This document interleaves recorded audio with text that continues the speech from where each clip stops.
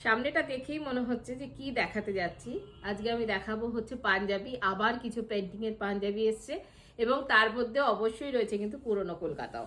তো এটা যাচ্ছে পুরনো কলকাতার একটা পাঞ্জাবি, আর আমি সাইজগুলো বলে দিচ্ছি কারণ সাইজগুলো বলে দিলে তারাই শুধুমাত্র বুকিং করতে পারে, আর অন্য সাইজ হলে তখন কিন্তু কাস্টমাইজ করে দেওয়া হবে, তার জন্য সময় দিতে হবে। এটা হচ্ছে 46 সাইজের একটা পাঞ্জাবি পুরনো কলকাতার। এর পরের পাঞ্জাবিটা হচ্ছে একটা সরস্বতী পুজোর জন্য করেছি এটা আমরা। এটার সাইজটা হচ্ছে 40 সাইজে রয়েছে, এটাও খুব সুন্দর দেখতে।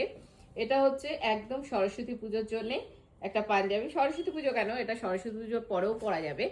এরপরে আর একটা পাঞ্জাবি, এটাও একটা রাজস্থানী মোটিভ দিয়ে করা হয়েছে।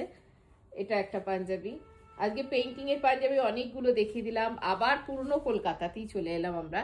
পুরনো কলকাতার প্রতিটা ডিজাইন আলাদা হয়, আর পুরনো কলকাতার সাইজগুলো আমি বলে দিচ্ছি। এটাও কিন্তু 42 সাইজে রয়েছে। যারা যারা এই সাইজ পরে তারাই কিন্তু আজকে বুক করতে পারবেন, আর যারা অন্য সাইজে লাগবে তাদের জন্য কিন্তু একটুখানি টাইম দিতে হবে, আমরা কাস্টমাইজ করে দেবো।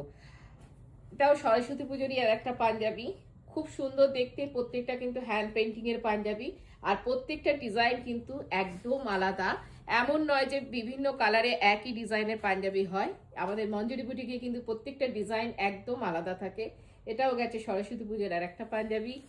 আবার আসছি পুরনো কলকাতাতে, পুরনো কলকাতার আর একটা সুন্দর একটা পাঞ্জাবি। এরপরে যেটা আসছি সেটা হচ্ছে কলমকারিতে। এটা কলমকারিতে গেছে, এটারও সাইজটা ওই রকম 44 সাইজের আছে, কলমকারিতে গেছে।